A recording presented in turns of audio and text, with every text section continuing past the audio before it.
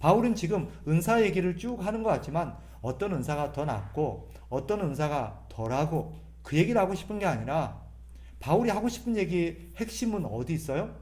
교회 덕을 세우라는 거예요. 이 은사도 좋고 이 은사도 좋은 거지만 너희가 진짜 추구하고 너희가 진짜 귀하게 여기면서 너희가 힘써야 될 것은 어디에 있다라는 거예요? 교회 덕을 세우는 데 있다라는 것입니다. 그러면 한 가지 바울이 이 얘기를 쭉 풀어나가면서 유독 강조되고 있는 이야기 중에 하나가 방언에 대한 이야기입니다. 그죠? 유독 보면 앞에서 12장부터 쭉 읽어보면 이 방언에 대한 얘기를 유독 많이 하는 것을 볼 수 있습니다. 그러면 바울이 왜 이렇게 방언에 대한 많은 은사들이 있음에도 불구하고 유독 방언에 대한 얘기를 많이 하고 있는가? 그것은 고린도 교회 특징 때문입니다. 즉 오늘 본문은 고린도 교회에 대한 그런 어떤 국한된 가르침입니다.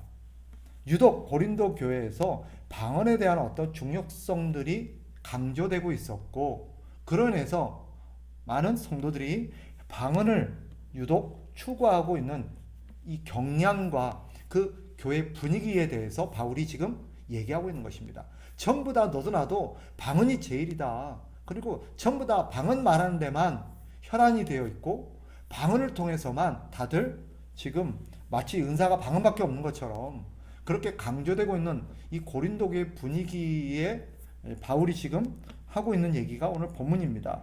너희가 전부 다 지금 방언이 중요한 것처럼 방언이 마치 제일고의 은사인 것처럼 이렇게 생각하고 있는데 중요한 건 그게 아니다라는 거죠.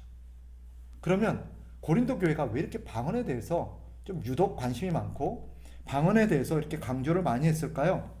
그것은 이 고린도 교인들이 이 방언에 대해서 갖고 있는 오해 때문이었습니다.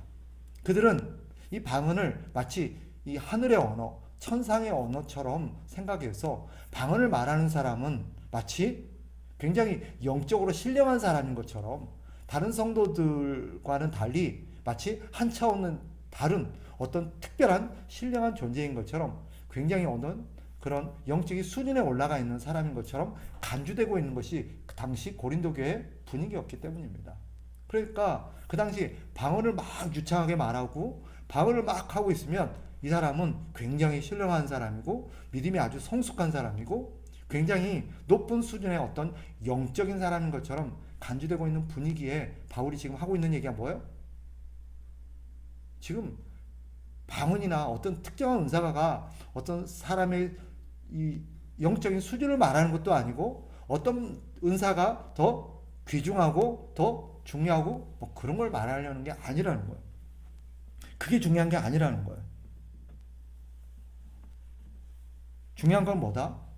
교회 덕을 세우는 거다. 그러니 지금 니네 교회는 방언이 필요한 게 아니라 뭐가 필요하다? 예언이 필요하다. 예언이 필요하다. 왜냐하면 이 방언과 예언이 추구하는 게 좀 달랐기 때문에 그래요. 당 쭉 읽어보면 다 읽진 않았지만 뭐라고 말하냐면 자 보세요. 22절로 가봅시다. 22절 같이 한번 읽어봅니다. 시작. 그러므로 방언은 믿는 자들을 위하지 아니하고 믿지 아니하는 자들을 위하는 표적이나 예언은 믿지 아니하는 자들을 위하지 않고 믿는 자들을 위함이니라. 자 봐봐요. 예언이 이 방언은 누구를 위해서 하나님 주신 거래요? 믿지 않는 사람들을 위해서 준 거래요. 그리고 예언은요? 믿는 사람들, 즉 교회 공동체를 위해서 주신 은사가 뭐라는 거예요? 예언이라는 거예요. 그러니까 공동체 지금 여기 너희는 공동체 덕을 세우는 일에 힘써야 된다 라고 말하고 있잖아요. 그럼 덕을 세운다는 게 뭐예요? 뭐가 덕을 세우는 거예요? 교회 덕을 세운다는 게 사람들이 좀 모호하게 생각하는데 교회 덕을 세운다는 교회 유익을 추구한다는 거예요.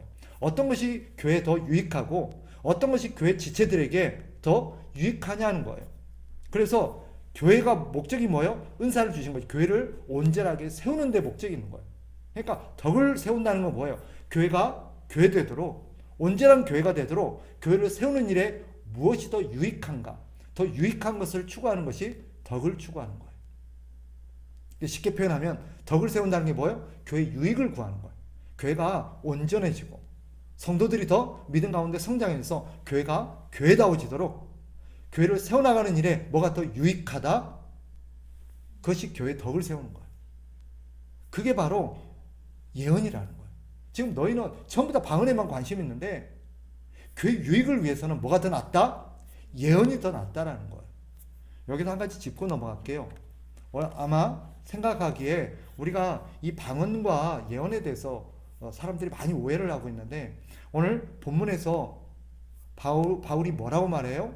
방언은 믿지 않는 사람들을 위한 거고 예언은 믿는 사람들을 위한 거다. 이게 아마 납득이 안 될 수도 있어요. 이것을 이해하려면 어떤 사건을 기억해야 되냐면 오순절 성령 사건을 기억해야 돼요. 자, 저를 보세요. 성령께서 예수님의 말씀을 따라서 너희는 성령이 너에게 내릴 때까지, 성령이 너에게 오실 때까지 예루살렘을 떠나지 말고 기도하고 있으라라고 예수님이 당부하고 승천하셨어요. 그리고 예수님의 약속대로 오순절 날이르자 성령이 기도하는 그들 위해 임하면서 어떤 역사가 나타나요? 거기에 모여있던 많은 제자들이 방언을 하기 시작한 거예요. 성령이 임하자 방언을 하기 시작합니다. 근데 그 방언이 무엇이었어요? 거기에 모여있는 각지에서 온, 전 세계에서 모인 사람들의 각 나라의 언어로, 각기 난 곳의 언어로 말하기 시작한 거예요. 그러니까 방언이 뭐였던 거예요? 각 나라의 언어를 말하는 거예요. 그럼 하나님께서 왜 그들에게 방언을 하게 하셨을까요? 방언의 목적은 그들에게 기도하라고, 더 집중해서 기도하라고, 더 기도의 유익을 위해서 준 것이 아니었어요. 하나님께서 교회에 방언을 주신 이유가 뭐예요? 각 나라의 언어로 뭐예요? 하나님의 큰 일을 말하라고. 그러니까 방언의 목적이 뭐예요? 믿지 않는 사람들을 대상으로, 그죠? 믿지 않는 사람들을 대상으로 하나님의 큰 일, 여기 하나님의 큰 일이 뭐예요? 바로 예수님을 이 땅에 보내셨고 그 예수님을 통해서 십자가를 짐으로써 우리를 구원하셨고 우리를 영생의 삶으로 하나님의 나라의 백성으로 우리를 회복하신 이 하나님의 구속의 사건, 이게 뭐예요? 하나님의 큰 일이에요. 이 큰 일을 말하라고 하나님께서 그 사람들에게 각기 나라의 언어로 말할 수 있는 방언을 주신 거예요. 그러니까 교회에 방언을 주신 목적이 뭐예요? 믿지 않는 자들에게 하나님의 말씀을 증거하기 위해서, 복음을 증거하기 위해서. 이게 방언이에요. 이게 방언이에요. 그러니까 바울이 방언을 주신 목적은 믿지 않는 자들을 위해서 주셨다라는 게 바로 그 대목을 말하는 거예요. 자, 그러면 예언은요? 예언이 뭐예요? 예언은 하나님의 뜻을 교회 공동체에게 전하는 거예요. 예언을 우리가 보통 오해하는 사람들이 있어요. 예언은 장래 일어날 일을 미리 계시하는, 알려주는 그런 뜻이 아니에요. 예언이라는 게 뭐예요? 하나님의 뜻을 그들에게 전하는 걸 말하는 거예요. 그런데 그 대상이 누구예요? 공동체, 교회 공동체예요. 교회 공동체를 향해서 하나님의 뜻이 무엇인지를 하나님께서 말하게 하시는 것, 은사, 이것이 예언이에요. 그런데 지금은 어떨까요?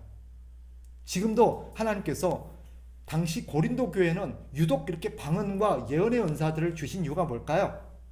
그 당시로는 아직 성경이 기록되지 않았기 때문입니다. 그러니까 그 당시는 하나님의 뜻을 말하고 하나님의 뜻을 교회에 알리는 하나의 하나님의 계시의 방법이 뭐였던 거예요? 예언이고 방언이었던 거예요.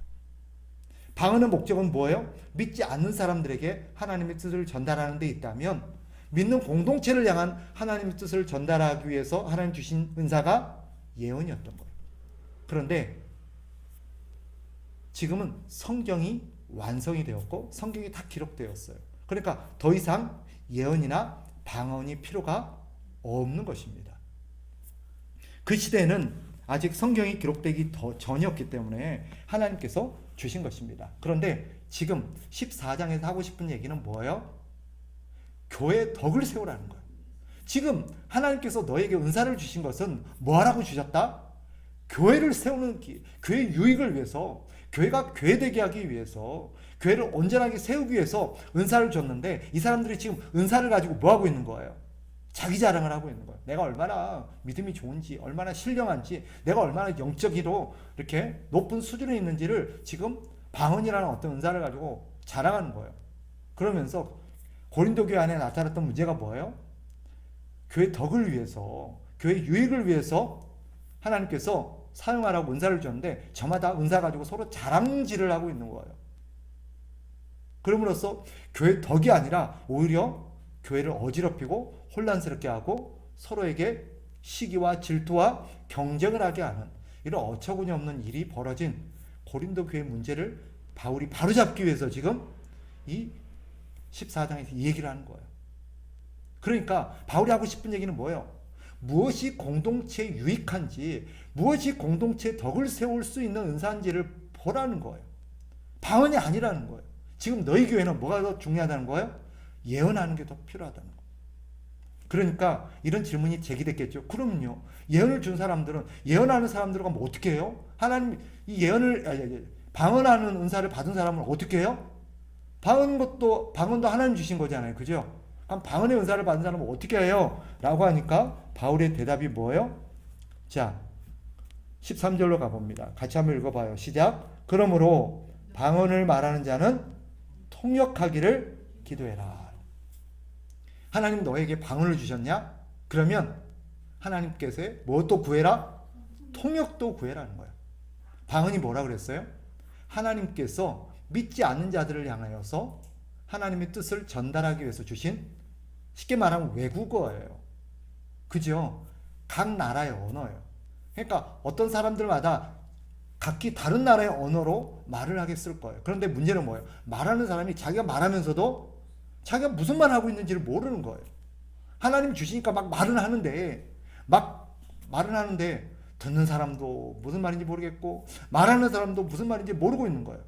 그러니까 여기서 막 방언하는 사람, 저 사람은 저 나라 말로 방언하고 저 사람은 저 나라 말로 방언하고 각기 여러 언어로 막 방언을 하니까 어때요? 그러면서 막 방언을 말하면서 말하는 사람의 마음은 어땠을까요? 굉장히 막 자부심이 넘치고 막 자기 안에 은혜가 충만하고 자기는 기쁨이 막 넘치겠죠. 희열도 있고. 그런데 교회는 유익이 있어요, 없어요? 하나도 없는 거예요. 그러니까 바울이 뭐라 그래요? 방언을 받았느냐? 하나님 너에게 방언을 하는 은사를 주셨냐? 통역을 구해라.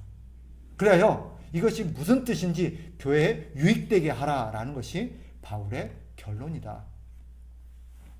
정리해보면 오늘 본문의 핵심은 뭐가 있다? 교회 유익을 구하는 것. 교회 덕을 세우는 데 있다. 자, 그렇다면 오늘날 우리 시대는 이 말씀을 어떻게 우리가 이해해야 될까요? 오늘날 교회 안에서 이런 다양한 어떤 은사들로 인해서 교회가 혼란스러운 것은 요즘은 많이 없어요.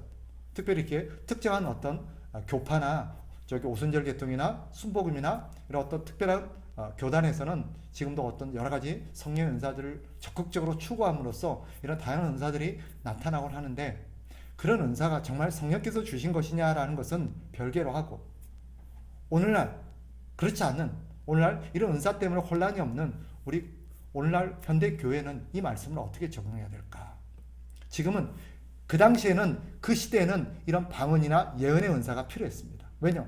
아까 말씀드린 것처럼 아직 성경이 계시가 기록되지 않았기 때문에 필요했습니다. 그러나 지금은 성경이 우리에게 주어졌고 하나님이 교회를 향한, 또 믿지 않는 자들을 향한 하나님의 모든 말씀들이 성경으로 완성되었음을 우리는 믿어요. 그러니까 더 이상 계시를 위한 메시지, 어떤 은사들은 하나님이 교회에다 이제는 주시지 않는다고 보는 것이 현대 우리들의 생각입니다.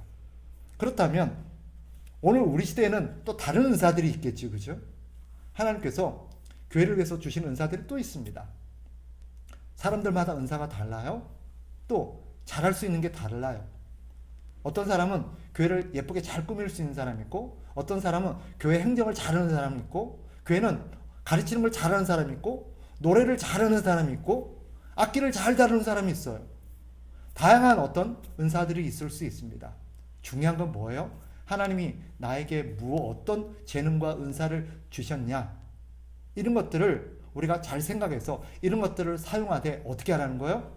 교회 덕을 위해서, 교회 덕을 세우는 일에 이것을 잘 선용해라 라고 말합니다. 특별히 내가 지금 갖고 있는 은사가 교회 덕을 세우고 있는지를 잘 생각하라는 거예요. 내가 하고 있는 일이 내가 교회 덕을 잘 세우고 있는지. 지금 저 같은 경우는 목사로서 설교자잖아요. 내가 설교하고 말씀을 가르치는 이 은사와 이 역할을 통해서 내가 교회의 덕을 잘 세우고 있는가? 아니면 이것으로 해서 오히려 교회를 잘못된 길이나 혼란스럽게 만들고 있지는 않는가? 잘 생각하라는 거예요. 그리고 중요한 건 뭐예요? 무엇을 하든 하나님 나에게 주신 걸 통해서 교회 덕을 세우는 일에 힘쓰라는 것이 오늘 성경의 가르침입니다. 그때나 지금이나 방법은 달라졌고 주어진 은사와 또 처한 상황은 다르지만 교회가 힘써야 될 건 분명합니다. 교회 덕을 세우는 거예요. 특별히 자기 직분을 받았습니까? 또 어떤 하나님으로부터 특별한 은사와 선물을 받았습니까? 그것으로 교회를 섬길 때 우리는 교회 덕을 세우는 일에 잘 생각해야 돼요. 네, 그래서 자칫 나로 인해서 교회가 유익하고 교회 덕을 세워야 되는데 덕이 안 되는 그런 행동과 삶을 살지 않도록 우리가 유념해야 되는 것. 어떻게든 하나님 우리를 모아주시고 교회로 만나게 하신 것은 교회 덕을 세워서 교회를 온전하게 세우는 데 있다라는 것을 가슴에 새기고 우리가 교회 덕을 세우는 일에 힘쓰고 또 아울러서 나 자신뿐만 아니라 다른 사람들도 교회 덕을 세우는 일에 힘쓸 수 있도록 우리가 서로 간에 잘 권면하고 돕고 섬겨야 될 줄 믿습니다. 그래서 우리 공동체가 아름다운 신앙의 덕을 세워나가서 하나님이 기뻐하시는 교회가 되기를 주의 이름으로 축복합니다.